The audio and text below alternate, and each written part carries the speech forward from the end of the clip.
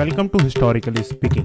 My name is Jayavardhan Singh and today we are going to talk about the Mauryan State. Before we talk about the Mauryan State, I think it is important for us to first talk about the sources from which we get most of our information. So, whenever we are talking about the Mauryan State or even the Mauryan history in general, there are three major sources which we look at. So the first is, let's start with a foreign source, which is Indica by Megasthenes. Megasthenes, as most of you would know, was a Greek ambassador who came to the court of Chandragupta Maurya. So first source is Indica of Megasthenes.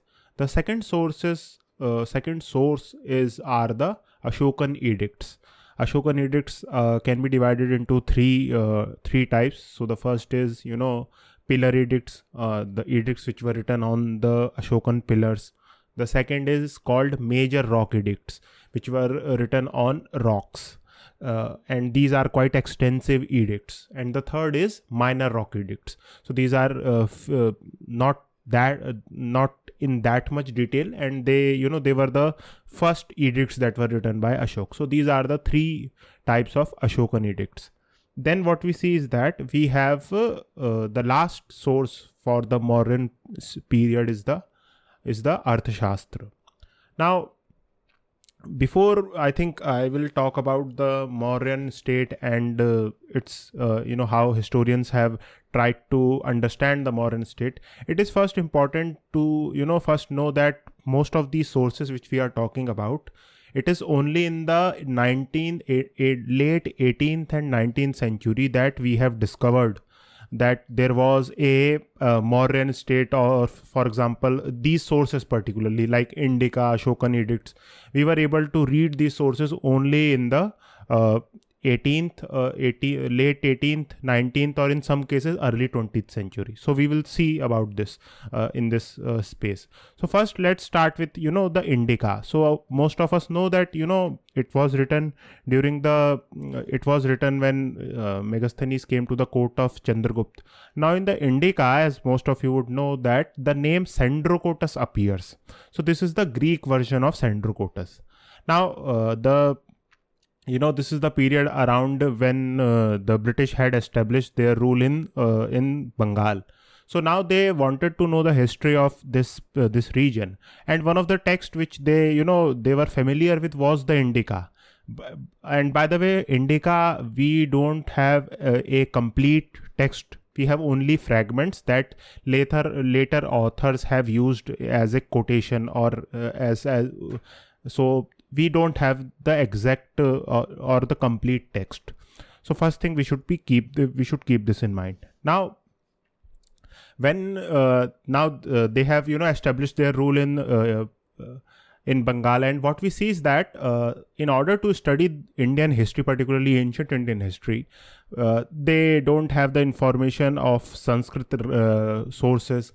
And because of this, they relied on the classical writers who had written about ancient India. And one of the main authors was Megasthenes, particularly some of the works which survived of Megasthenes Indica.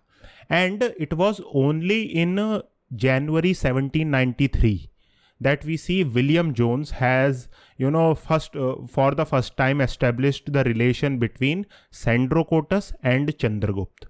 So in his, lecture to Asiatic Society, he was the one who first identified that the Sandrocotus of Indica was Chandragupta. And, he established that he ruled around 312 BC. Now, it is all very well that the British knew that Sandrocotus was Chandragupta. But when it comes to the thing which we are interested in, particularly the Brahmi language, for example, in order to read Ashokan inscriptions, we have to first know the Brahmi script as well. So I think most of us are aware that Princep deciphered the Brahmi script. But I think the story of how this script was deciphered is quite interesting. So those of you who live in Delhi are familiar with the fact that there are two Ashokan pillars in Delhi. And both of these Ashokan pillars were originally not placed in Delhi. They were the one which is in Hindu Rao, which is close to North Campus of Delhi University. It was situated earlier in Meerut, and the pillar which is now in Firozshah Kotla was situated in Haryana, in a district called Topra Kalan. So what we see is that Firoz Shah Tughlaq, he has placed these two pillars in present today's Delhi. And what is interesting, there is this great incident where which we know of, and this incident comes from a 14th century text called Tarikh-e-Firoz Shahi by Samsuj Siraj-e-Afif. Now here we are told that Firoz Shah Tughlaq has placed these pillars, and now he was very much perplexed by the fact that the writing which is written on this inscription, nobody could read the writing. So what he did was he brought a Brahman and he asked him to read this. So the poor Brahman, he also didn't know. But what he did was he said that this inscription tells us that this is a prophecy, and it tells us that no one could be able to remove this pillar from the original position till the time of Firoz Shah Tughlaq. So this is what the Brahmin translated this inscription. Now I am telling this story because the Firoz Shah, the pillar on the Firoz Shah Kotla is important, because this is the first pillar or first inscription of Ashok that was translated by Princep. So what we see is that Princep, before deciphering the Ashokan Brahmi inscription, he used to call this pillar pillar number 1. And what we see is that in the local language, particularly in the area of Delhi, this pillar was called Bhim Ki Lat. Bhim Ki Lat means the lathi of Bhim, or so. And I think most of us are familiar with the fact that how Princep deciphered the Brahmi script. So after deciphering the Brahmi script, it is only in 1837 that we see, Princep was able to read this inscription of this pillar. And what is interesting is that this pillar starts with this famous line that Devanam Piya Piyadasi Laja e Hevam Aha. So this means Devanam Piya Piyadasi Raja thus speaks thus. So now the problem with this statement or this line was that although Princep has read the whole inscription, but the problem was that who was this fellow Devanam Piya Piyadasi? Laja was the in Ardhamagadi, Ra is replaced with La. So that is why Ra becomes Raja becomes Laja. So the problem was that to identify who this Devanam Piya Piyadasi was. Now this was in 1837. We see that Princep has read the inscription, read this Brahmi inscription, and it is only in 1858 that we see that the relation with Piyadasi and Ashok gets firmly established. So what we basically I'm arguing is that it is only in the mid 19th century we have two of the most important sources to study the Mauryan State in our hand. And the third important source, which was Arthashastra, it is only in 1909 when when I think most of us know that R. Shamasastri discovered the manuscript of Arthashastra in a library in Mysore. And he published the translation of Arthashastra in 1915. So it is only in 1915 we see that we have the three main sources of when we talk about the Mauryan state in our hand. So So this is basically this whole small talk about the sources and how these sources were discovered was basically to for me to just tell you that the history of Mauryan state is not quite old. It is only around, it existed around 100 to 120 years.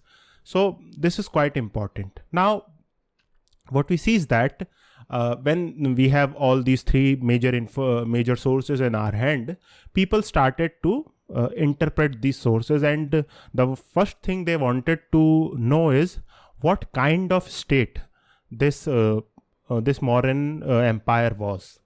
Now, the Ashokan inscription are spread throughout India. So it was quite clear that, the empire was quite extensive and it covered most of the Indian subcontinent, barring the deep south.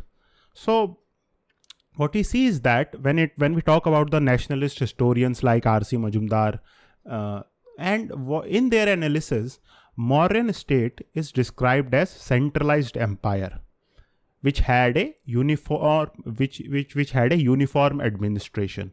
So king ruled at the top, and he used to control, there was a extensive bureaucracy which controlled different provinces of the empire. Now this same structure or this same analysis is repeated by the Marxist historians like D.D. Kaushambi and R.S. Sharma. And they didn't question the fact that whether Mauryan Empire, or the explanation of the nationalist historians that the Mauryan Empire is a centralized entity is true or not, or whether we should look at it or not. So they didn't question this fact. And even in their analysis, so in the Marxist analysis also, we see that Mauryan state is characterized as a centralized state whose machinery is evenly spread. So by this, the main point was that there was an extensive bureaucracy from the upper level to the lower level up to the village. So this was the Marxist view. And in the writings of R.S. Sharma, we see that according to R.S. Sharma, there were 4 provincial capitals of the Mauryan Empire. In the north was the provincial capital of Takshashila. In west, we had the city of Ujjaini as the capital. In south, we have the region or the town of Suvarnagiri. Now, the Suvarnagiri is situated in modern day Koppal district in Karnataka. So this is in south. And in the east, the provincial capital was Toshali. Toshali is in Odisha, and some historians argue that Toshali was the capital of the Kalingan state, which Ashok had conquered, and this capital later became the provincial capital of the Mauryan Empire. And so these were the 4 provincial capitals of the Mauryan Empire, and the capital Patliputra.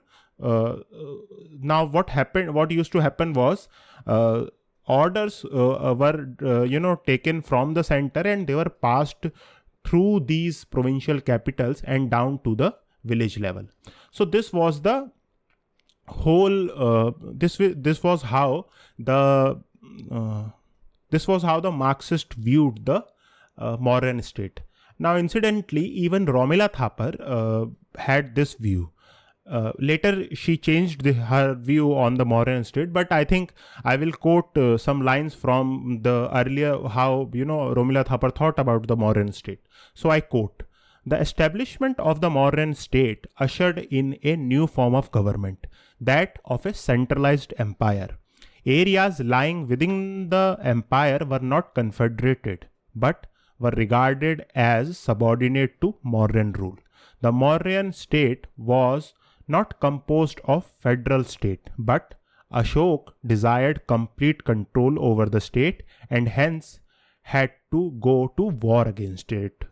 The government of Ashok was a Unitarian insofar as the king and the council of ministers centralized all the power of the state, and the management of the state was carried out entirely from the capital Patliputra. All orders, oral or written, directions, instructions and measures determining the method of administration and monitoring were all carried out through the wishes of the king, and these wishes came directly from the king itself. So this was, how Romila Thapar thought about how centralized the Mauryan state was. But what we see is that there were some historians during this period who were, quite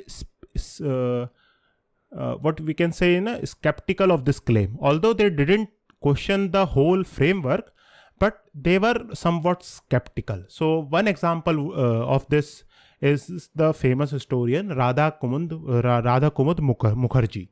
And in the analysis of Radha Kumud Mukherjee, he writes, and I quote, "The degree of centralization and of bureaucratization of the administrative system should not be overestimated. The Mauryan Empire, in fact, was the first unified Indian state, and it consisted of numerous characteristics inherited from the former political structure and of tribal tradition." Now here you can see that, even though he talks about that we shouldn't overestimate the centralization of the Mauryan state, but he finally does say that, the Mauryan Empire was the first unified Indian state. So this was the so what we can say is that this was the conventional view, that the Mauryan state is a centralized entity, and there was a extensive bureaucratic setup of the Mauryan state that helped the decision of the king to pass down to the village level. So this was the conventional view. Now what we see is that by the start of 1970s, some historians have begun to question this conventional view. And one of the main scholars who was the first one to really critique this conventional view was Ian William Mabbott. Now Ian William Mabbott, or I.W. Mabbott as he is sometimes called, was an Australian historian. And in 1971, he wrote a book called Truth, Myths and Politics in Ancient India. And in it, he questioned this narrative that this conventional view. So according to Mabbott, the first thing he really, criticized the historians who supported the conventional view was that when you look at the, evidence which we have of the Mauryan state, nowhere it is we can conclusively prove that the Mauryan administration was quite sophisticated and it was well integrated. There was no solid basis to support this claim. So in order to assert this, he argued that when we look at the early Mauryan pre-Mauryan sources like the Pali Canon and of the Buddhist and the Brahmanas even. So what we see is that here we find that there is no information of an extensive bureaucratic mechanism, and it is much more, the state, although they talk about a particular state, but the state does not appear to be, quite extensive or as centralized as the conventional view would have us believe. So what he argues that when we read the early Mauryan texts, so in this we see that the king does not have the same power which kings of the later period has, and there was also no primary. To explain this, he argues that when we look at the king of the pre-Mauryan period, so we find that he was not the primary administrator, meaning he did not have the control of every single individual or officials, and he did not exercise arbitrary power. Instead, he had a regulating power, meaning that there were different kinds of bonds in which made the king of the pre-Mauryan period restrictive. So he couldn't effectively execute his orders. So what we see is that basically what Mabet is arguing is that when we read this text, we see that the early Mauryan or pre-Mauryan king does not have the ability to make decision that could drastically affect his subjects, because the mechanism to execute these orders was simply not there. Now, another point which the conventional historians or conventional view had argued was that in the Mauryan period we do not find any reference of other kings. There are no evidence of other kings. So it suggests that the Mauryans ruled over different part of the Mauryan ruled over large part of India. Now, one thing which I think most of us can see is that the absence of evidence does not mean that there is no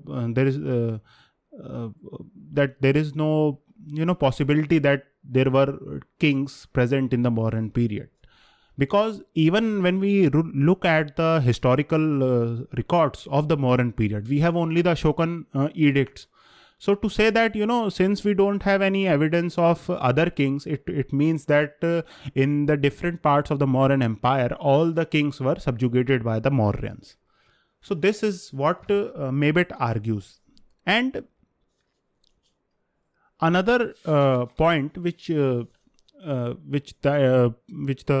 conventional view has suggested was that when according to conventional view, they cite the evidence in Indica, saying that, see that we can clearly read from the Indica that the Mauryan Empire was a centralized empire. Now, according to Mabet, first of all, Mabet argues that we don't have the complete text. So if we don't have the complete text, we cannot, fully say that this is what the author or Megasthenes believed.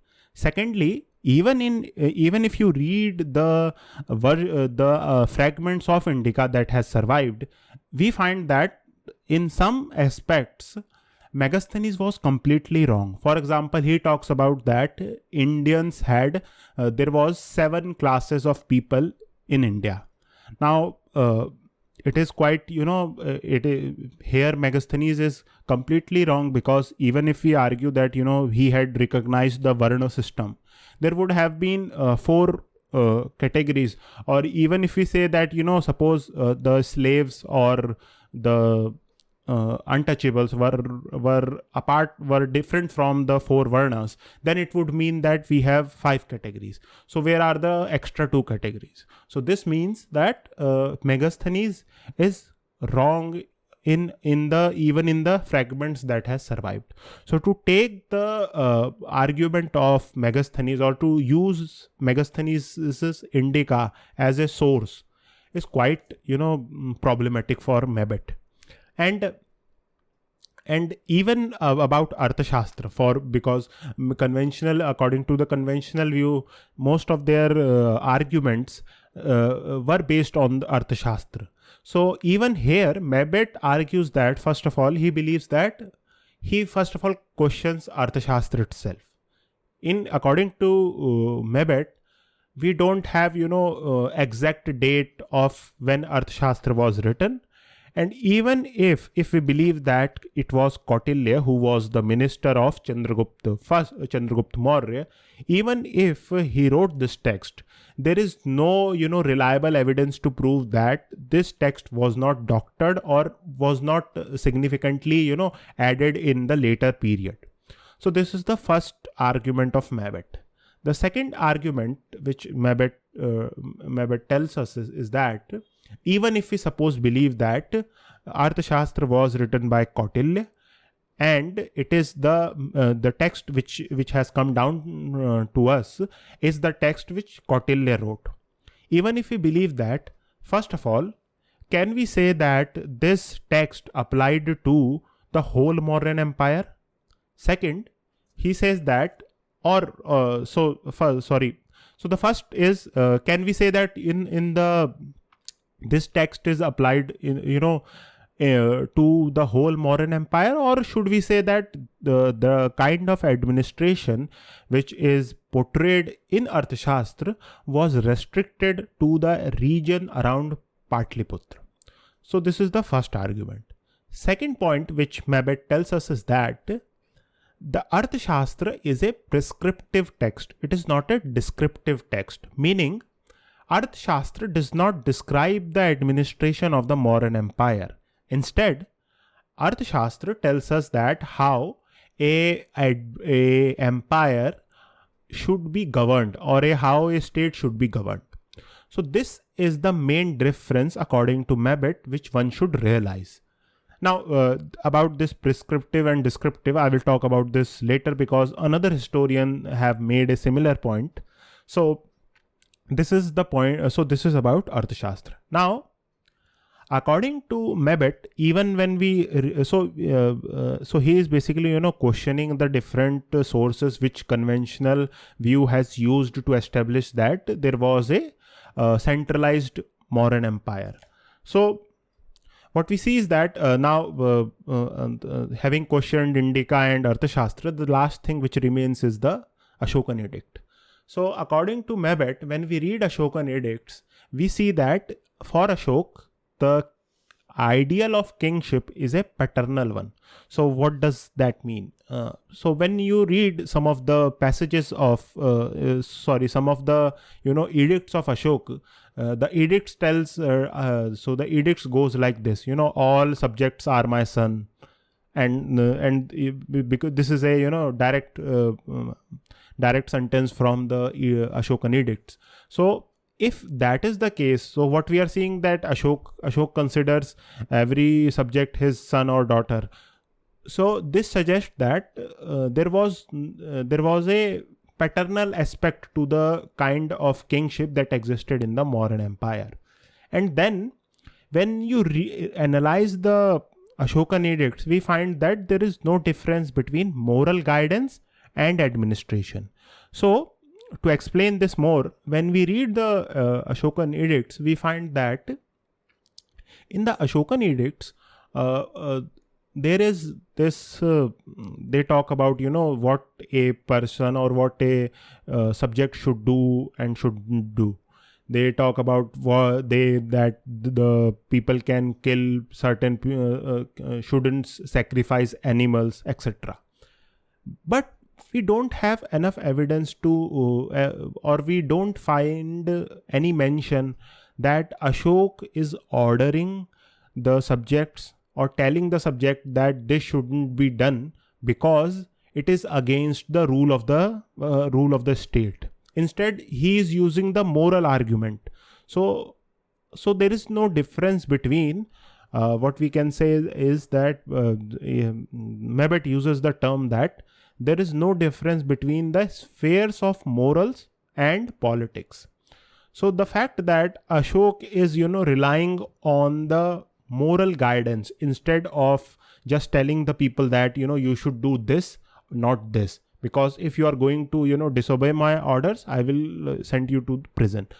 And the fact that this is not present suggests that the kind of central entity which conventional historians or conventional view argues was not simply present in the Mauryan case. So this is what Mabbott has to tell us about the Mauryan Empire.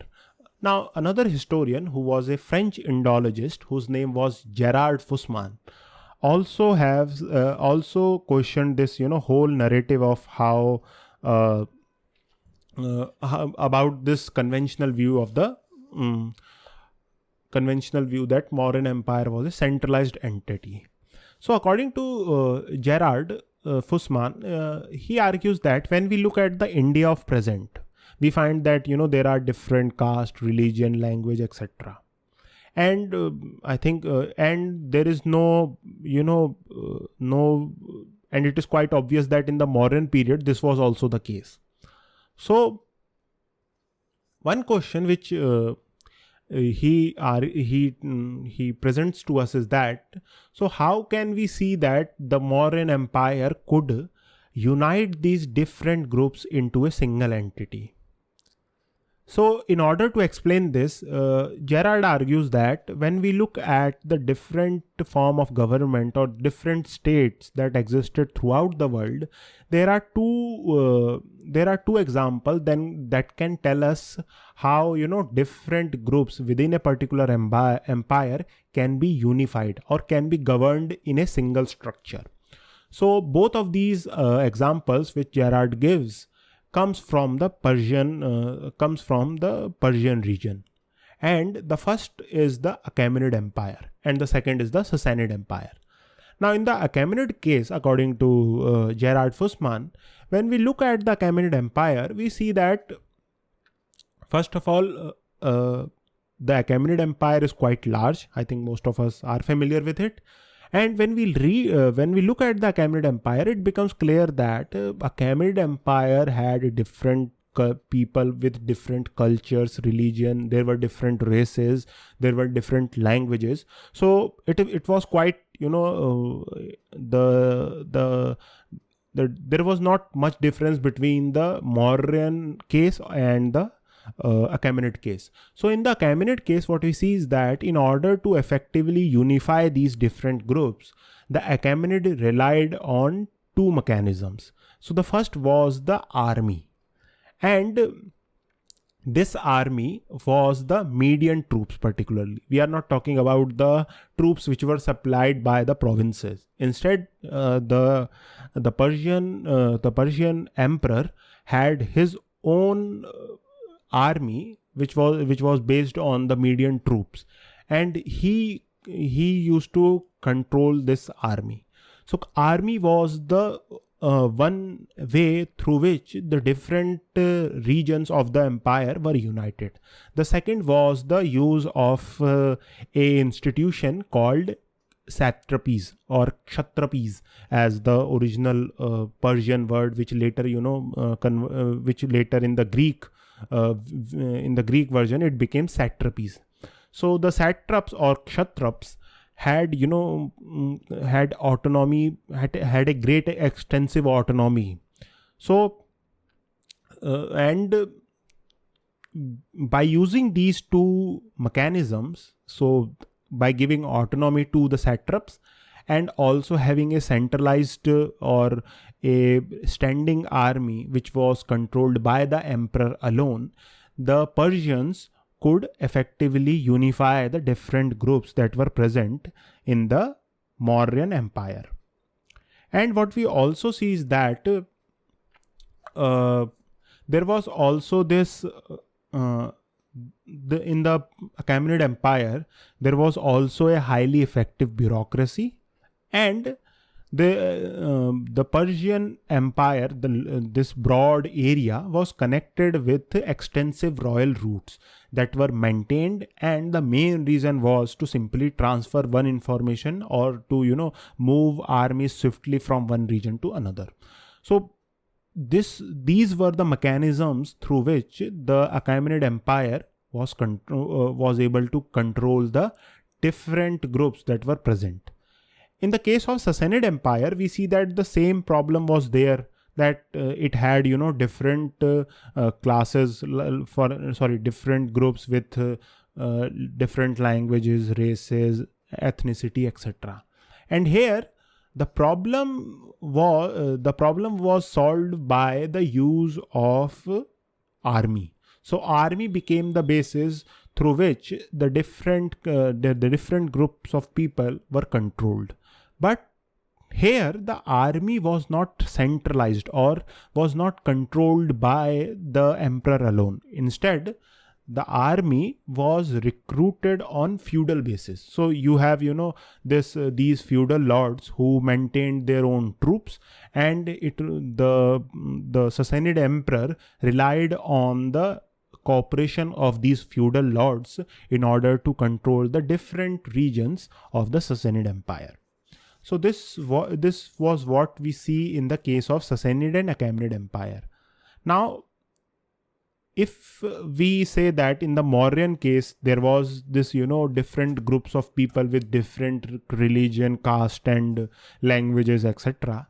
Then if the Persians, Achaemenid and the Sassanid could not control these different groups through a centralized and unitary structure, then how can we say that, Mauryans were able to do that? And we also don't have any information regarding that. Now what he does that after questioning this aspect, he questions the sources also. So for example, when we look at the Ashokan edict, according to Gerard Fussman, the Ashokan edict does not talk about does not mention any towns or provinces. There is one mention of Kaling, but here the discussion is not about was not about administration or how one should govern the newly conquered territory. Instead, it talks about a moral crisis which the emperor faces now. Secondly, Gerard Fussman differs from Ian William Mabet, because Ian William Mabet argued that the king didn't had absolute power. His power was regulated, whereas according to Gerard, the king or the Mauryan emperor had absolute power. But what we see is that it is only but in the Ashokan edicts, the main message which we get is the talk about dharma. So the conversation is about dharma. There is no talk about daily administration, issue of collecting tax, etc. So the kind of information we have to gather in order to say that the Mauryan Empire was a central entity cannot be gathered from the Ashokan edicts alone. Then another point which Gerard Fussman makes is that if we are saying that Mauryan Empire was a centralized entity and the king controlled every aspect of different provinces, and he had complete control through a extensive bureaucracy. So in order to do so, this would mean that the governors or the officials of the Mauryan Empire wouldn't have autonomy. Okay, so if the autonomy of the Mauryan officials is not there, then only we can say that the Mauryan Empire was a centralized entity. But when we look at the evidence, we find that, particularly Ashokan edicts, we find that in some cases Ashokan edicts are shortened. So we see that some edicts are abridged, and in some cases they are of medium size, and in some cases we have extended version of the edicts. Now most of these edicts were executed by the were commissioned by the emperor, but the process of inscribing these edicts was done under the supervision of Mauryan officials. And the fact that in some cases we find that some edicts are abridged, some are medium, and some have extensive some have extended versions, means that the Mauryan officials had autonomy even to change the message of the king itself. So the fact that the Ashokan edict, some official thought that it was quite long, the people wouldn't understand it, so he shortened it. So if suppose we believe that there was this absolute control of the Mauryan emperor over his officials, I think we can pretty much say that no official would dare to even subtract or add a single syllable, leave alone editing the entire script. So this shows that the kind of centralized entity which the conventional view would have us believed was simply not present. And another point which is important is that whenever there is a central empire, there was the first thing which they try to control is the minting of coins. So the monetary resources should be in the control of the emperor or the state. And this is not present in the Mauryan case. We see that in the Mauryan case, there was no royal control over the mints. And we see that, different provinces, different towns, and even some guilds issued their own punch-marked coins. So the fact that, even the mint, which was the, one of the most important thing which a state tries to control, was simply not controlled by the Mauryan state, shows that the Mauryan state was not a centralized entity. So this was the this was what Gerard Fussman argues. Now another thing which we find is that there was this, in some text we find that there is this term called Chakravarti or Chakravartin. And we are told that the whole Indian subcontinent was the Chakravartin Kshetra. But according to a scholar called, whose name is Andrew Wink, he argues that when you look at the,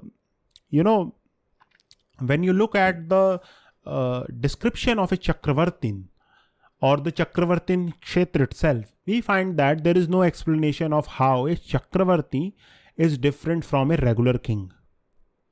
And what constitute a Chakravartin Kshetra and how it is different from an ordinary kingdom. So to give you an example, Gerard Fussman argues that, the Kharwil, the king of Kaling, tells us that he claims to be a Chakravartin. So if he can claim to be a Chakravartin, when we are talking about, in the text we are told that the whole South Asia, Indian subcontinent was the Chakravartin Kshetra. So how can we say that, how can Kharwil claims to be a Chakravartin? So here what we see that the term itself is quite ambiguous. Another point about, we have talked about how Arthashastra is a prescriptive text, not a descriptive text. This point is very well made by a historian whose name is J.C. Histerman. He was a Dutch historian. I think he is not, dead yet. So he is a Dutch historian. So there is this book of his called Inner Conflict of Tradition in India. And in it, he talks about that Arthashastra is a guide to statecraft. It should not be taken as the history of the Mauryan state. Now what we see is that the conventional view always uses Arthashastra as the history of the Mauryan state. And in order to tell us about the administration of the Mauryan state, they use the officials or the kind of description of different departments that is present in the Arthashastra. They adopt this whole description and say that this was present in the Mauryan state also. So J.C. Histerman basically argues that we shouldn't do that because the Arthashastra is a guide or it is not a history. And so this is the same thing that Arthashastra is a prescriptive text. It is meant for a Vijigishu. Vijigishu means the would-be conqueror. So it tells us how a Vijigishu should organize his state. It does not tell us how Chandragupta organized his state. So this is the most important point I think we should keep in mind.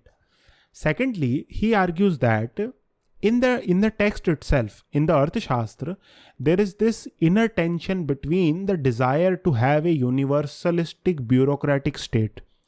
And on the other hand, we have this tribal particularism.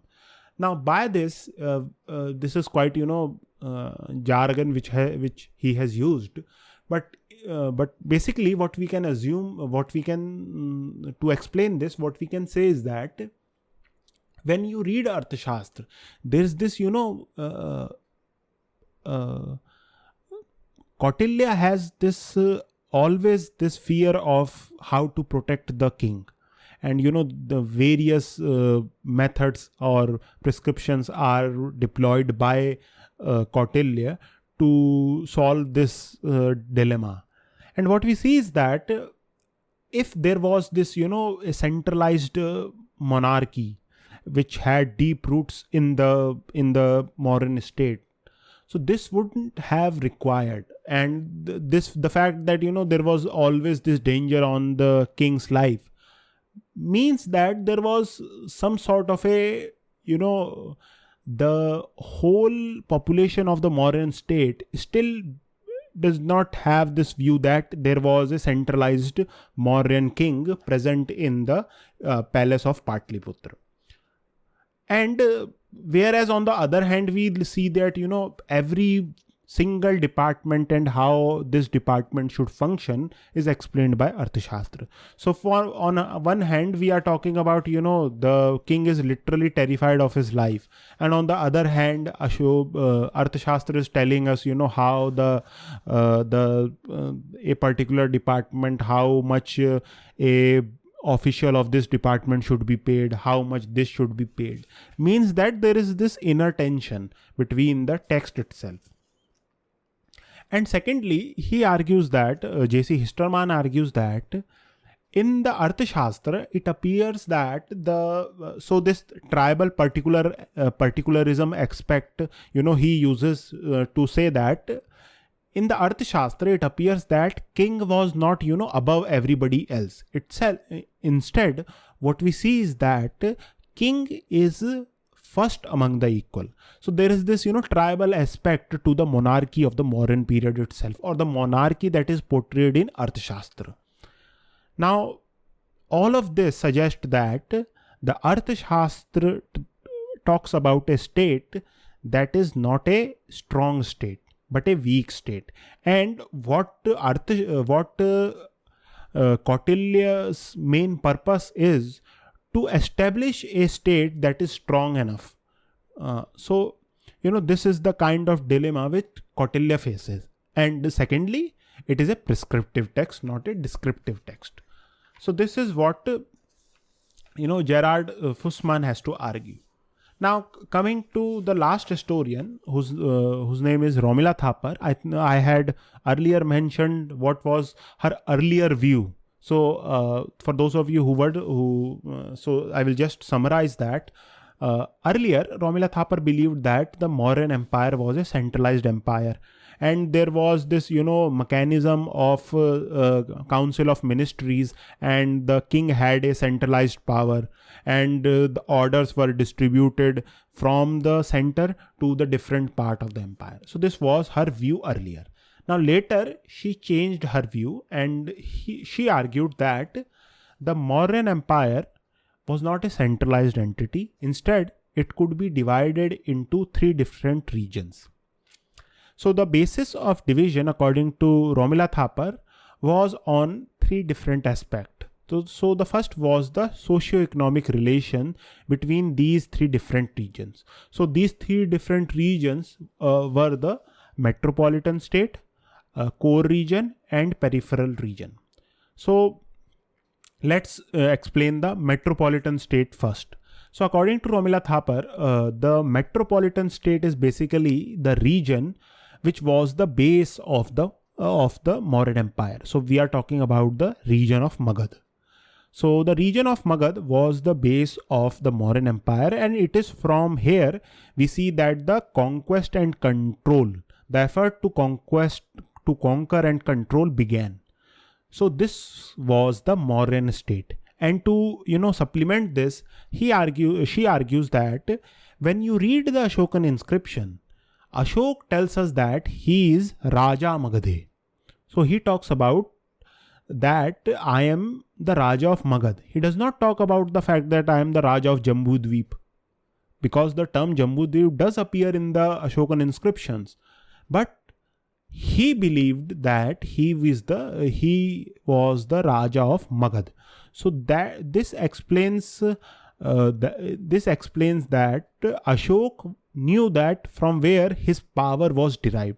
So his power was derived from the Magad region. So Magad region was the metropolitan state of the Mauryan Empire. So this is the first metropolitan state. And here what we see is that in the metropolitan state, the process of state formation or the development of state has already been completed. So there is no, development of state, acquiring of surplus is going on. The state structures in this region has matured.